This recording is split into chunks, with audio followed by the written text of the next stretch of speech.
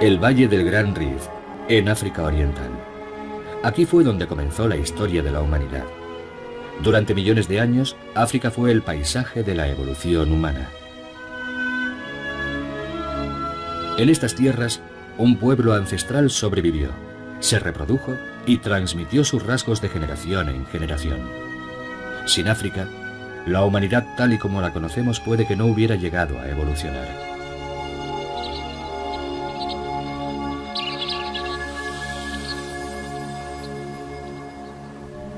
En esta región habitaron en el pasado lejano homínidos que aún no eran verdaderamente humanos. Ahora es un lugar al que vienen los científicos para comprender cómo vivían aquellos seres y qué pensaban hace más de 1 millón de años. Cada año, poco después de la temporada de las lluvias, Rick Potts viene con su equipo a buscar en estas desérticas tierras herramientas de piedra y fósiles. Potts cree que en un tiempo este lugar fue una fábrica de herramientas.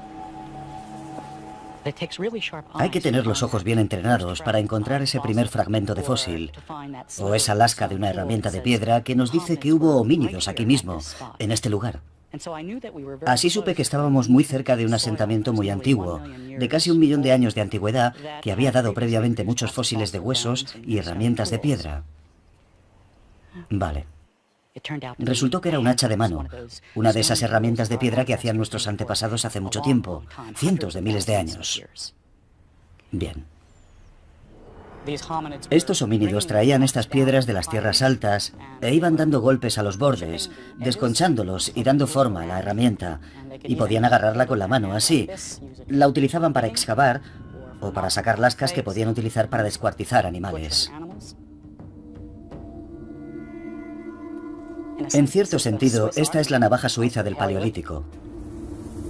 Aquí, estos pueblos del Paleolítico o Antigua Edad de Piedra construyeron varios tipos de instrumentos simples repetidamente durante casi 1 millón de años. De hecho, su mente estaba orientada hacia la supervivencia. Tenían la habilidad de construir estas herramientas, lo que para ellos revestía cierta complejidad.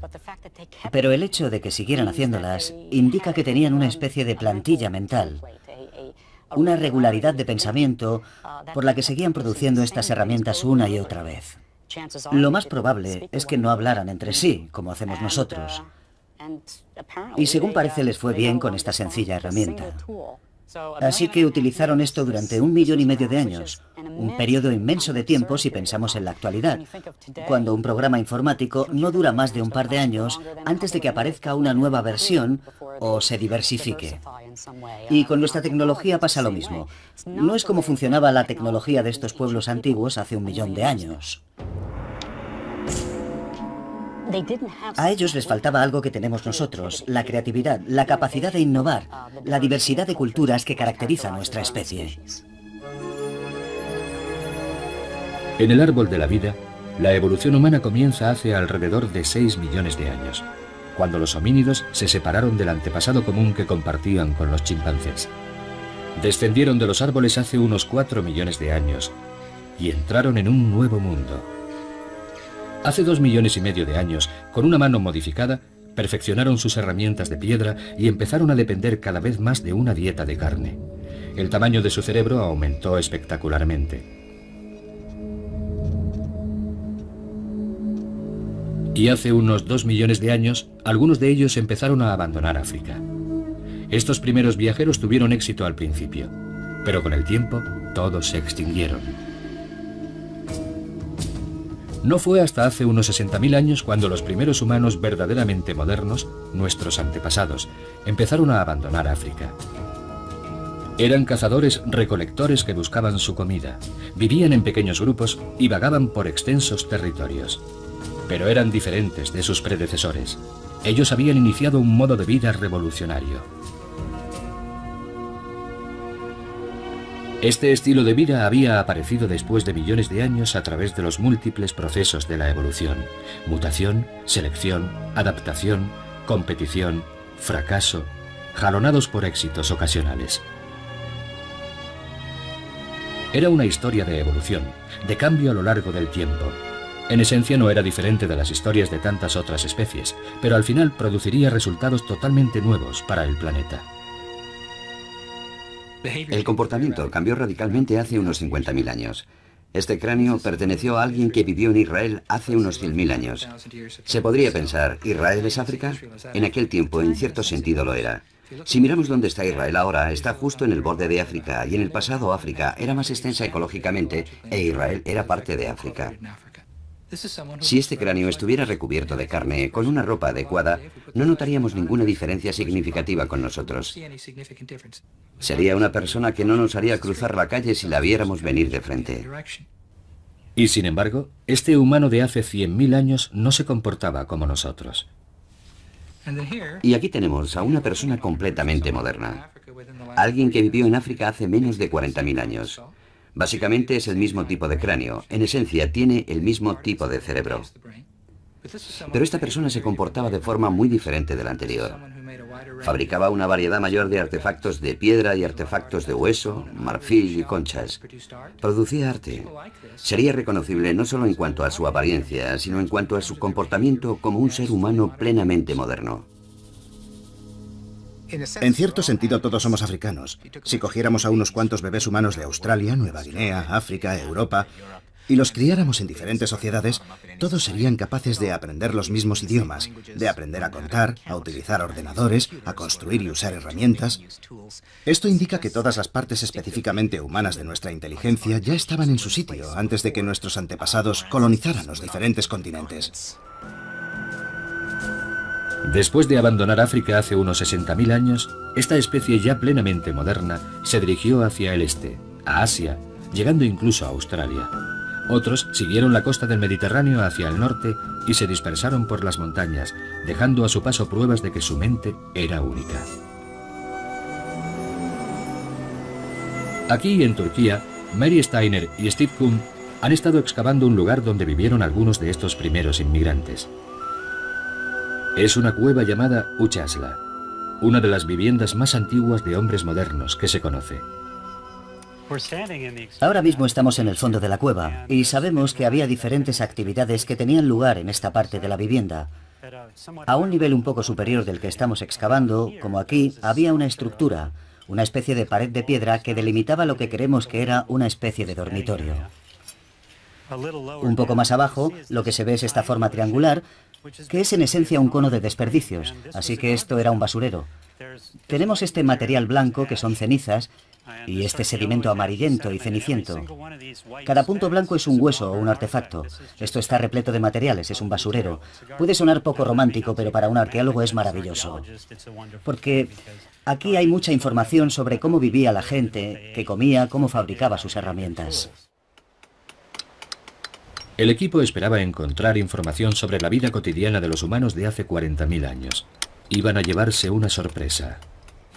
Muy poco después de empezar la excavación, nos dimos cuenta de que teníamos algo realmente extraordinario. En cuanto empezamos a excavar en los sedimentos, empezamos a encontrar montones de ornamentos, sobre todo cuentas de concha, pero había muchas otras cosas. Al principio, cuando los veías parecían dientes, y el corazón me dio un vuelco y pensé, más fósiles humanos. Mira. Otra más. ¿Es un Nasarius? Sí, es un Nasarius. Y tiene el agujerito. Es una de las especies de la zona. Está perforada. Sí, está en muy buenas condiciones. Incluso se ve en parte el color original de la concha. Es tremendamente emocionante, porque nadie había encontrado nada como esto en esta parte del mundo. Así que lo primero que piensas es, ¿en qué me he equivocado? Según iban profundizando en las capas de sedimentos, empezaron a encontrar cuentas de hasta 43.000 años, lo que las convertía en las más antiguas jamás encontradas en todo el mundo. Ahora tenemos casi 1000 ornamentos. La mayoría de ellos cuentas de concha de diferentes especies, pero también cosas como una garra de una gran rapaz, a la que hicieron una muesca para hacer con ella algún tipo de colgante. Siempre seleccionan la misma especie. Este es un animal relativamente poco habitual en las playas, pero que sí se encuentra en la zona. Suelen elegir estos. También se puede ver que alguien los ha perforado artificialmente para poder colgarlos. Por primera vez en el Paleolítico Superior, a los humanos les parece necesario expresar algo sobre sí mismos utilizando objetos hechos con materiales duraderos.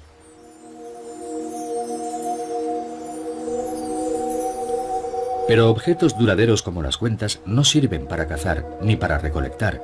ni para protegerse. Parecen indicar que la gente que vivía aquí tenía en mente algo más que la simple supervivencia. Pero ¿por qué son tan importantes estas cuentas? ¿Y qué pueden decirnos sobre los primeros días de los humanos modernos? Se ha encontrado cuentas y artefactos a lo largo de las rutas que siguieron nuestros antepasados. Hace 43.000 años, los humanos habían avanzado hacia el norte, hasta Europa Oriental. A continuación se extendieron por la gran llanura rusa y Europa Central. Para cuando se asentaron en Europa Occidental, hace 38.000 años, ya no solo fabricaban cuentas, las producían masivamente. En el sur de Francia, Randy White ha estado estudiando estas antiguas cuentas. Con una potente ampliación puede determinar cómo se hicieron y puede reproducir las técnicas prehistóricas para la elaboración de cuentas. Si yo le diera un trozo de saponita o de marfil de mamut y le dijera que le hiciera un agujero, ya sé de qué forma lo haría. Haría un taladro, le daría vueltas, haría girar el instrumento para hacer el agujero. Eso es parte de nuestra cultura, lo crea o no. Es la forma en que nosotros hemos aprendido a hacerlo. Los humanos modernos primitivos tenían una forma completamente diferente de hacer agujeros. Lo hacían como lo estoy haciendo. Excavaban un agujero en un trozo de material y, como vemos, quedaban algunas partes muy irregulares. Pero como era un proceso en el que primero se excavaba y después se pulía, eran capaces de eliminar todas esas imperfecciones y dejar al final un agujero diminuto. Ya tengo un agujero. Un agujero muy, muy pequeño que he hecho utilizando una punta muy grande. La verdad es que es una experiencia muy emocionante estar aquí sentado y haber hecho una cuenta utilizando exactamente las mismas técnicas que utilizaban los humanos hace 35.000 años, con los mismos materiales, de la misma forma, exactamente en el mismo lugar. En este refugio en la roca hemos recuperado más de 1000 cuentas similares a estas. Sabemos que alguien que era mental y emocionalmente muy parecido a nosotros se sentó muy cerca de aquí hace 35.000 años e hizo exactamente lo que yo acabo de hacer. La gente solía mirar las cuentas y pensar que las habían hecho como jugando. Pero aquí, en Castle Merle, pasaron miles de horas perforando cuentas, horas que podrían haber dedicado a otras cosas más productivas.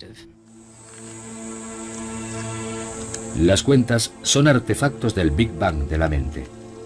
Son prueba de nuestros primeros pasos creativos y culturales, testimonio de un tiempo en que grupos de humanos empezaron a interactuar socialmente entre sí. La expresión con materiales es verdaderamente uno de los hitos de esta revolución, por así decirlo. Esto es algo realmente nuevo. Son personas creando identidades sociales que no existen en la naturaleza. Es decir, soy una mujer cromañón, he sido madre, tengo una historia particular, tengo un estatus particular dentro de mi grupo. Y cualquiera que sea miembro de ese grupo podrá verlo de un vistazo por el hecho de que lleva cierto tipo de dientes de animales, cierto tipo de cuentas, porque su ropa está decorada de cierta forma. Es una forma de expresión visual, pero está expresando relaciones sociales, y eso es algo muy nuevo en la evolución humana. Humanos utilizando tecnologías al servicio de su identidad social. Eso era algo trascendental. El nacimiento de la mente humana se produjo en África y dejó su marca en lugares tan lejanos como Australia. Pero donde la evidencia es más abundante es en Europa. Fue aquí donde estos humanos encontraron a otra especie de homínidos, una especie casi idéntica a ellos, pero no del todo. Y fue esta sutil diferencia la que influyó en los supervivientes. Llamamos a estos antiguos europeos neandertales. Comparados con nosotros, eran enormes. Encontrarse cara a cara con un neandertal debía de ser una experiencia impresionante.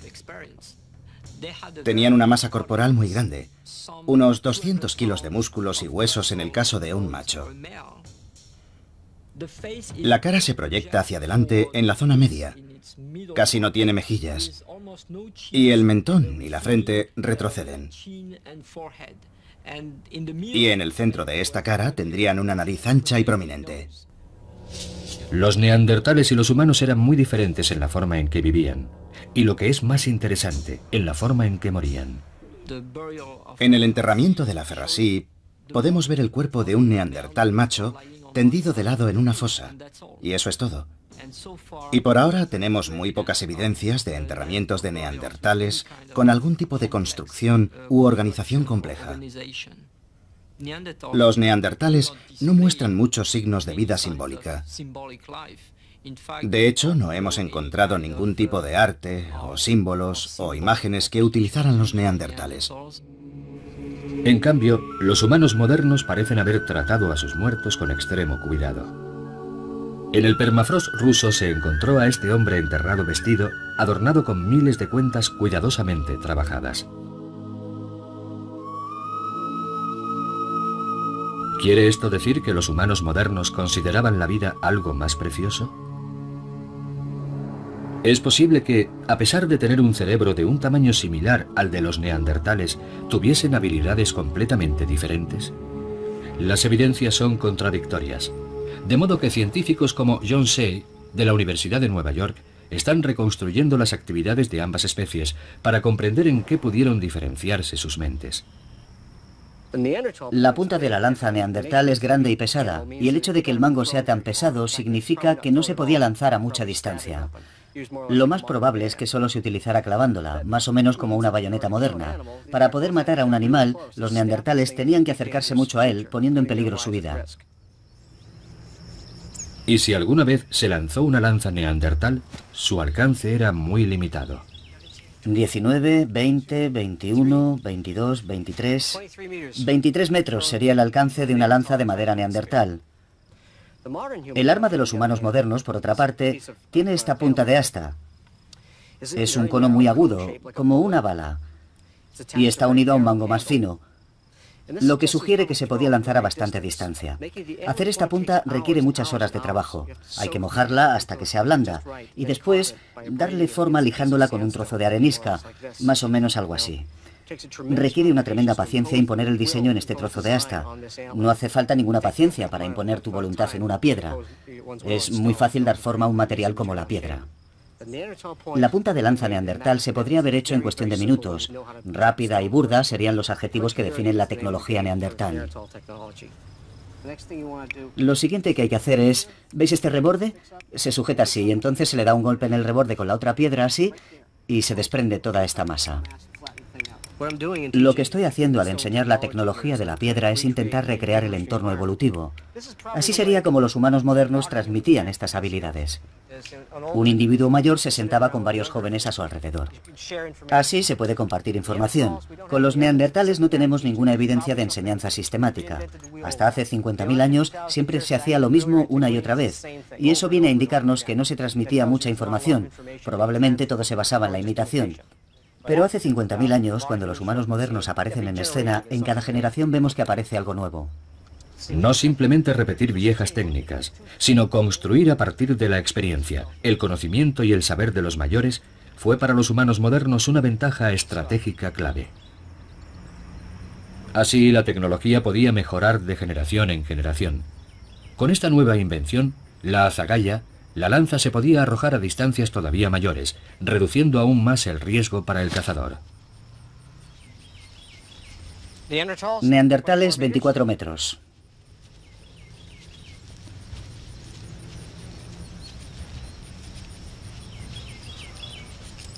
Y 42 metros, ventaja para los humanos modernos. Los avances tecnológicos dicen mucho sobre la nueva capacidad de los humanos para transmitir información a grandes distancias y a través del tiempo. Estas imágenes son una forma de comunicarse con otras personas sin que estén presentes en el mismo momento. Pueden estar muy lejos o pueden estar en un futuro lejano. Y esto es lo que al parecer los neandertales no sabían hacer. Los fósiles nos cuentan que los neandertales vivían en grupos pequeños y aislados, normalmente sin contacto con otros neandertales. Por alguna razón, cuando ya no podían sobrevivir en algún lugar, se trasladaban a otro. Pero la imagen que tenemos de los humanos modernos del Paleolítico Superior en Europa es muy diferente. Para los humanos modernos, el arte portátil pudo servir como un medio de comunicación. Algunas piezas viajaron cientos de kilómetros desde los lugares donde habían sido creadas. Es muy evidente que estas gentes formaban parte de redes que hacían intercambios a larga distancia. Pertenecían a una gran entidad cultural, y es muy probable que los neandertales no tuvieran nada parecido.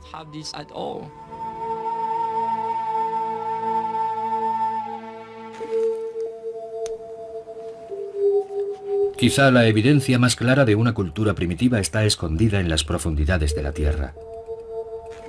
Aunque no podemos saber exactamente por qué los humanos pintaban en estas cavernas, ahora podemos imaginar cómo lo hacían. El arqueólogo Michel Lorblanchet ha estudiado las técnicas del arte rupestre y cree que algunas imágenes fueron realizadas con una técnica que él llama pintura escupida. La pintura escupida debió de tener un significado simbólico muy importante. Mediante la experimentación ha podido reproducir esta técnica de los primeros artistas. Mezclando pigmentos con la saliva, cree que conseguían una mezcla que fijaba los colores, de modo que se mantenían mucho tiempo después de haber desaparecido el artista. No se parece en nada a la pintura al óleo, es muy diferente.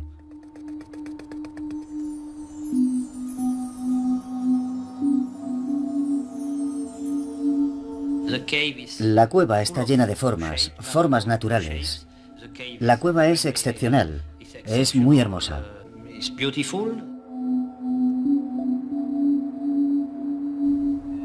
Pero ¿qué pueden decirnos las representaciones de cabras y carneros salvajes pintadas en estas cavernas fantasmales sobre el Big Bang de la mente?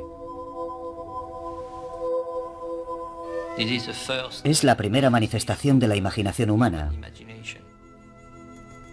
Los hombres modernos tienden a dejar su huella en el paisaje, en el territorio.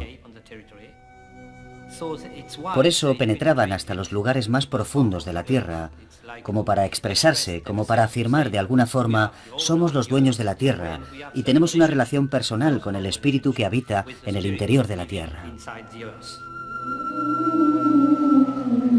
En otros rincones de estas cavernas, Lorblanchet ha encontrado artefactos hechos de hueso y ciertos patrones de erosión en la roca que le han llevado a aventurar que estos exploradores de las cavernas también podían hacer música.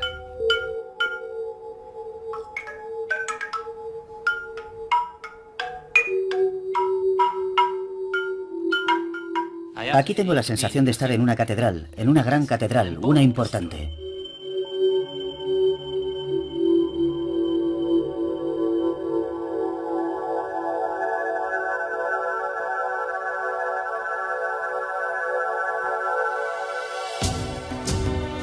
Así que bajo tierra y sobre ella, nuestros antepasados no dejaban de refinar su tecnología y su arte, y de comunicarse de forma compleja. Y parece que estos cambios ocurrieron rápidamente. Pero, ¿cómo pudo ocurrir? Creo que hubo un cambio genético que hizo que el cerebro humano moderno se desarrollara y tuviera esa capacidad de innovar e inventar, característica de los humanos modernos. Si aceptamos la idea de que hubo un cambio neurológico hace 50.000 años, sería la última de una larga serie de mutaciones sobre las que operó la selección natural para producir la especie humana tal y como la entendemos hoy en día. Es muy probable que esos cambios en el cerebro no se produjeran de un día para otro. No hubo una mutación mágica que nos permitió hablar, caminar erguidos, cooperar unos con otros y entender cómo funciona el mundo. La evolución no funciona de esa forma. Lo más probable es que hubiera muchas mutaciones diferentes a lo largo de decenas, puede que de cientos de miles de años, que fueron esculpiendo nuestro cerebro para darle todos los magníficos poderes que tiene en la actualidad. La organización del comportamiento se produce al nivel de las células nerviosas y sus conexiones. Tenemos 100.000 millones de células nerviosas y puede que unos 100 billones de conexiones. Y gran parte de nuestra evolución consiste no solo en tener un cerebro cada vez más grande, sino en cablearlo de la forma adecuada para que soporte la inteligencia. De modo que quizá no fue el tamaño del cerebro humano, sino sus conexiones, lo que nos permitió adquirir nuevas habilidades. Según Richard Wrangham, una de esas habilidades es la capacidad de llevar una vida social compleja. Aquí, en África Oriental, los chimpancés nos muestran cómo pudimos interactuar entre nosotros antes del Big Bang de la mente. El ascenso social es el elemento fundamental en un mundo regido por los machos, pero no se consigue solo compitiendo uno contra uno. Son muy sensibles a la interacción entre ellos. Así que si tengo un amigo al que quiero impresionar, quizá lo que hago es atacar al enemigo de mi amigo. Y el enemigo de mi amigo puede que esté haciendo algo como despiojarse con uno de sus amigos. De modo que puedo detectar las relaciones entre otros chimpancés y manipularlas en mi beneficio. Pero lo que compartimos con los chimpancés es la habilidad de ser muy sutiles en la forma en que somos capaces de comprender el significado de una interacción que vemos y que identificamos como una amenaza a nuestro estatus social.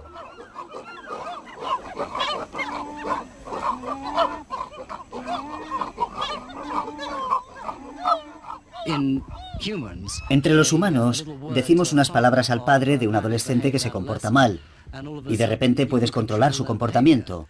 Pero eso no pasa con los chimpancés. Hay que ejercer la fuerza física o amenazar con la fuerza física. Pero después de 6 millones de años de evolución por separado, los humanos consiguieron una ventaja social muy significativa. Resulta muy satisfactorio que el Consejo de Ancianos se siente alrededor del fuego por la noche y diga: Joe se está comportando muy mal, vamos a tener que hacer algo con él. Eso es lo que los chimpancés no pueden hacer.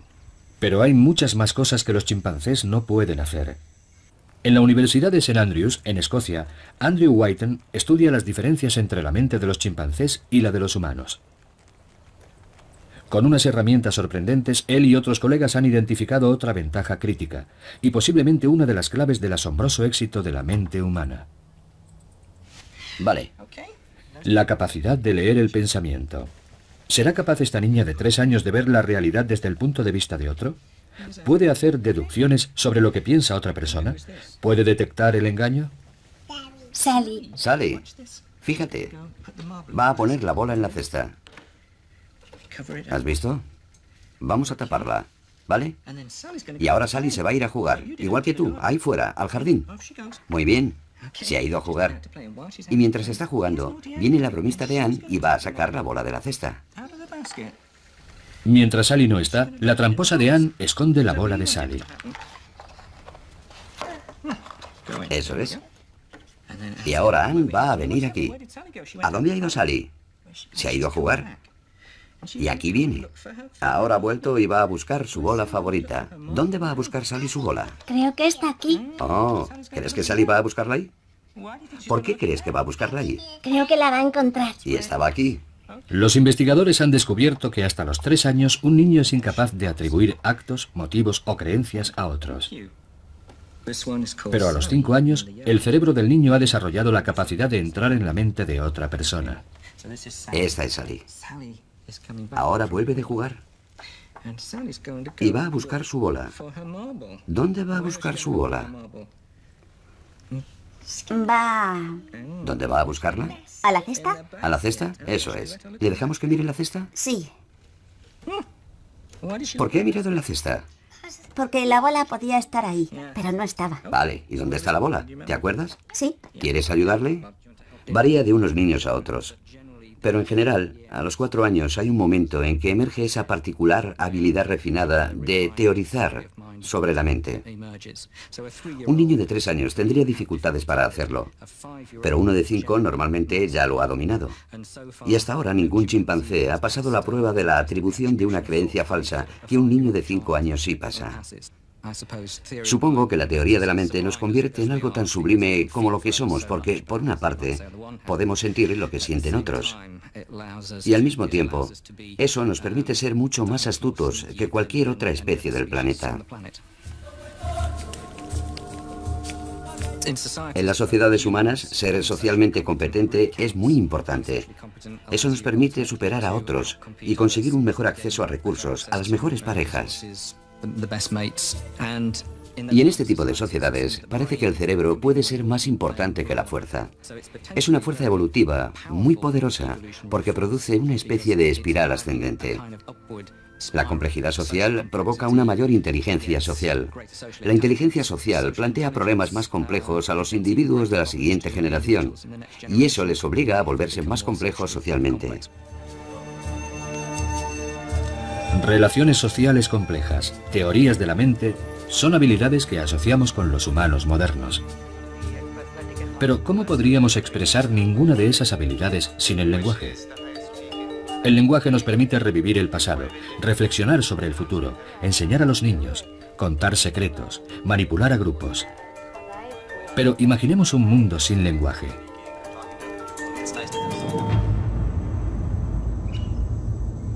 Nicaragua, América Central.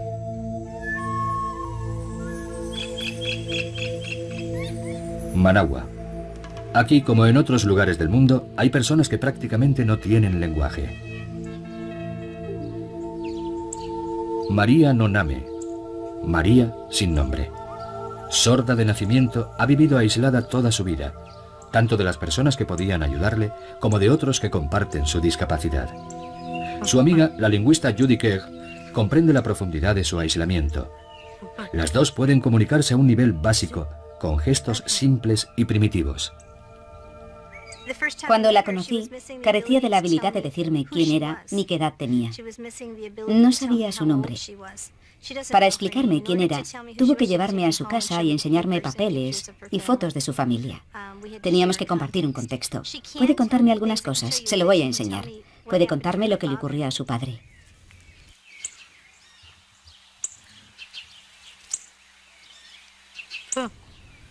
Le he preguntado sobre la muerte de su padre y me ha dicho 3. Lo que significaba 3 es que le habían disparado 3 veces.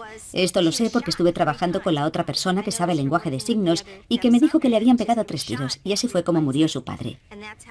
¿Verdad? Sí.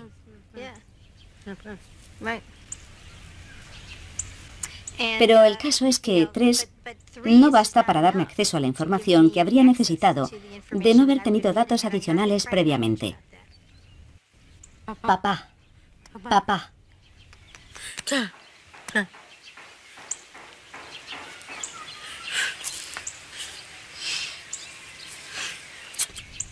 Vale. Lo que está diciendo es, tuve una hija que se fue, se casó y eso fue todo. Ya no volvió. Tuve un hijo que se fue y no volví a saber de él. Y eso es todo. Estoy sola, esa es mi vida. Podía aprender un lenguaje. El problema fue que no tuvo acceso al lenguaje en el periodo crítico. Y esa ventana crítica para aprender el lenguaje, como lo hemos aprendido nosotros, se cerró. Esa ventana del lenguaje permanece abierta hasta que cumplimos 7 años. Entonces empieza a cerrarse lentamente según avanzamos hacia la pubertad. Hasta los años 80 muchos nicaragüenses sordos eran como María sin nombre. No habían aprovechado la ventana del lenguaje porque nunca se habían encontrado con otros que compartieran su discapacidad.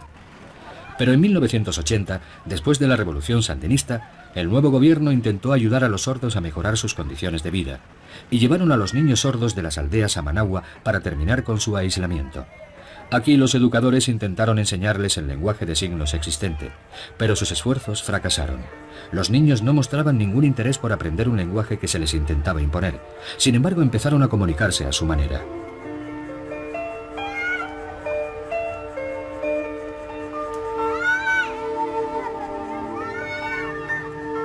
Entonces hicieron venir a Judy Kerr desde Estados Unidos para resolver el problema. Vine aquí pensando que donde quiera que haya sordos, hay un lenguaje de signos. Y que obviamente tenía que haber un lenguaje de signos desarrollado aquí, en Nicaragua.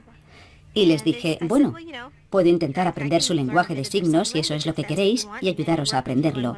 Y me dijeron, no, tienen un lenguaje de signos. Hacen gestos mímicos. Y me señalaron a un grupo de niños y me dijeron, nos gustaría saber de qué están hablando. Resultó que estaban hablando de mucho más de lo que nadie hubiera podido imaginar. Kegel había llegado a Nicaragua poco después del nacimiento de un nuevo lenguaje. El lenguaje requiere compañía. El lenguaje requiere una comunidad. El lenguaje necesita, por así decirlo, un estímulo. Y ese estímulo es no tanto una comunidad en el sentido de que tenga que haber mucha gente, pero pertenecer a una comunidad significa querer compartir información con los demás. ¿Podría asemejarse este momento a lo que ocurrió hace aproximadamente 50.000 años? ¿El punto de inflexión que desencadenó la explosión de la creatividad humana?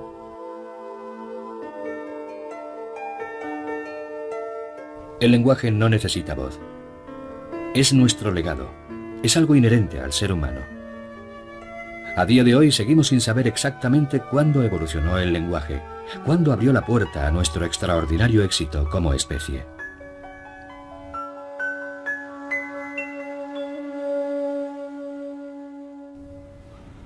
Esto es un verbo que se repite. Pero el lenguaje, todos los lenguajes, dependen de unas normas estrictas, todas ellas familiares. Ahora pasa a adoptar el rol del hombre que mira al pájaro. Y ahora el hombre se cae de la montaña, medio soñando que va a volar como un pájaro. Mientras que muchas especies pueden comunicarse, incluso vocalizar, solo los lenguajes humanos se guían por reglas complejas. Cada uno de los 6.300 lenguajes de nuestro mundo las tiene. Es lo que llamamos sintaxis. En su aislamiento, María sin nombre nunca llegó a aprender una sintaxis, pero en el lenguaje de los niños es algo normal. La sintaxis no es la serie de reglas que aprendiste en lengua en tercer curso y que tuviste que memorizar para hablar tu idioma correctamente. La sintaxis, o las normas que rigen el lenguaje, son algo que compartimos todos los humanos. Y eso es por el hecho de que compartimos un mismo cerebro humano. Y no son solo limitaciones, sino que nos dan la capacidad de organizar la información que nos permite construir frases que nunca han sido dichas antes, que nos permiten contar una historia, anticipar algo o mentir. Puedo comunicar simplemente por comunicar cuando tengo sintaxis. Entonces puedo utilizar un lenguaje.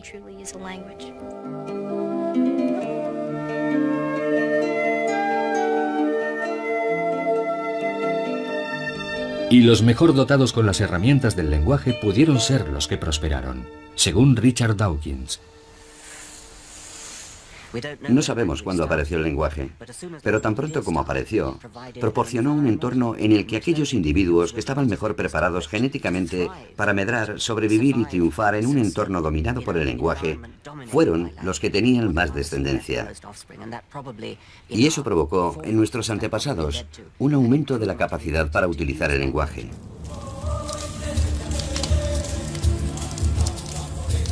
¿Cuál era exactamente el propósito evolutivo del lenguaje? ¿Era transmitir información sobre fuentes de agua, armas, qué había más allá de una montaña? ¿O es posible que tuviera otras ventajas? La respuesta puede ser sorprendente.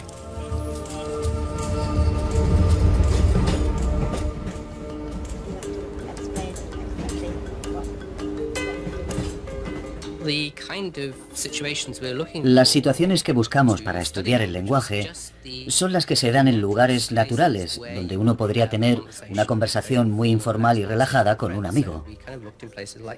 Así que empezamos a fijarnos en lugares como bares, trenes, cualquier sitio donde mantendríamos una conversación natural y cotidiana. Robin Dunbar es un fisgón. Escucha las conversaciones de otras personas para determinar de qué habla la gente realmente. Creo que la idea convencional de todos aquellos que trabajan sobre el lenguaje, lingüistas y demás, es que el lenguaje consiste en la transmisión de información técnicamente compleja. Es lo que yo llamo la versión de Einstein y Shakespeare del lenguaje. Y la respuesta es no, en absoluto. Si sales a la calle y empiezas a escuchar de qué habla la gente de forma cotidiana, en sus casas, en la calle, hablan de relaciones sociales. Lo que más nos sorprendió fue el tiempo que dedica la gente al cotilleo social, podríamos llamarlo. No nos esperábamos que fuese tanto tiempo. Es comprensible que el intercambio social de información sea importante en la vida de la gente, pero no esperábamos que ocupara más de 1/3 del tiempo total de conversación, y resulta que estamos en 2/3. Robin Dunbar piensa que 2/3 del tiempo que pasamos conversando los dedicamos al cotilleo. A lo largo de la evolución humana, es posible que la naturaleza haya seleccionado no solo a los más fuertes, sino a los que tenían mayores habilidades sociales. Lo que hace el lenguaje en realidad es permitirnos mantener unidos a grandes grupos. Es como abrir una ventana de oportunidad. De repente hay una gran cantidad de cosas que podemos hacer con él. Porque podemos utilizarlo para solicitar información sobre terceros, para saber lo que ha ocurrido cuando nosotros no estábamos presentes. Y el problema de todos los monos y los simios es que lo que no han visto nunca lo sabrán.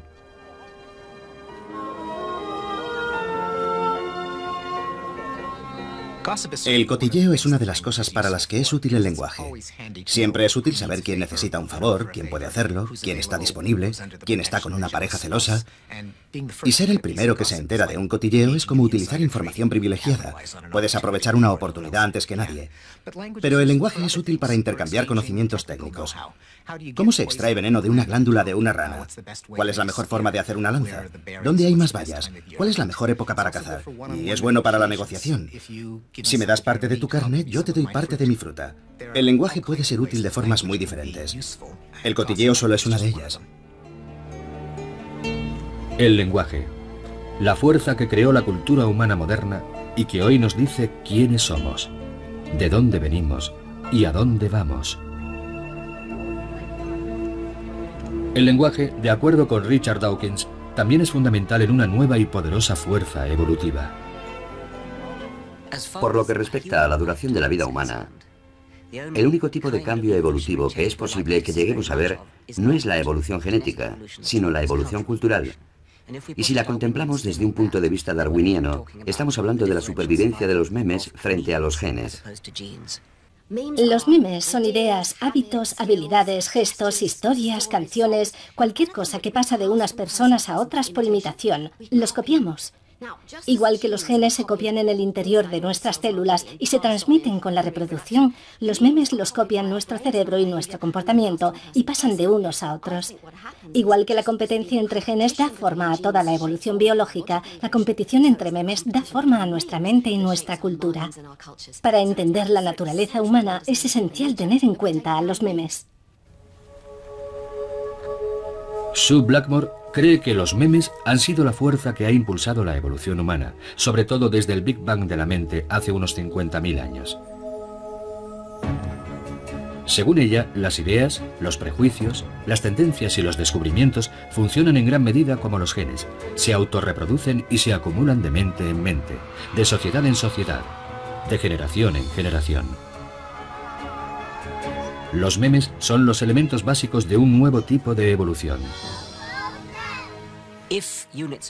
Si las unidades culturales se reproducen de una forma similar a la forma en que se reproducen las moléculas de ADN, tenemos la posibilidad de un tipo completamente nuevo de darwinismo. Los cambios que se han producido en la forma de vida de los humanos durante los últimos 50.000 años han tenido muy poco que ver con ningún cambio biológico de nuestro cerebro. Hoy vivimos de forma diferente, no porque tengamos un cerebro mejor, sino porque hemos ido acumulando los descubrimientos que hicieron nuestros antepasados. Y contamos con la ventaja de una inmensa historia de inventos que nos comunicamos no genéticamente, sino a través del lenguaje, a través de documentos, a través de costumbres. Los memes pueden ser más que modas pasajeras, pueden ser grandes hitos, pueden modificar el mundo, revolucionar la vida, incluso suprimir las fuerzas de la evolución biológica. Pensemos en la insulina, uno de esos memes que ya cuenta con 80 años de edad.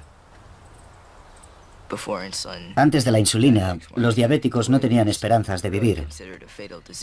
Se consideraba una enfermedad mortal. Probablemente yo no estaría aquí sin la insulina. Ha sido un avance enorme. A mí, como diabético, me ha permitido vivir. Jared tiene 14 años y está haciendo una excursión a pie de una semana con otros que comparten su enfermedad, la diabetes juvenil.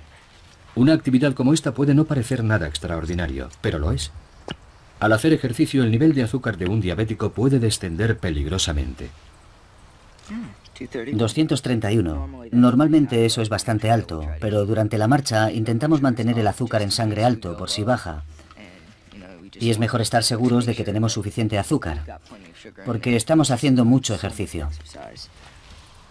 Jared puede controlar su enfermedad gracias a un aparato que le suministra insulina en el momento en que la necesita. Esto puede parecer algo normal hoy en día.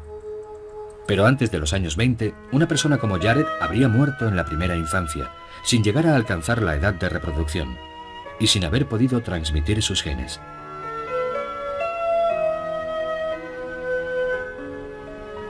Pero ahora los jóvenes diabéticos ya no están condenados a una muerte prematura.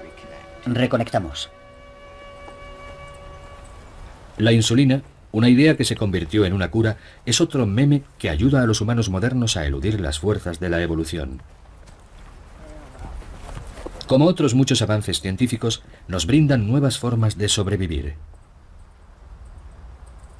Muchas creaciones del cerebro pueden compensar deficiencias físicas y cambiar el curso de la evolución. Hace miles de años, una persona con una miopía elevada no habría tenido muchos descendientes y habría sido devorada o se habría caído por un barranco.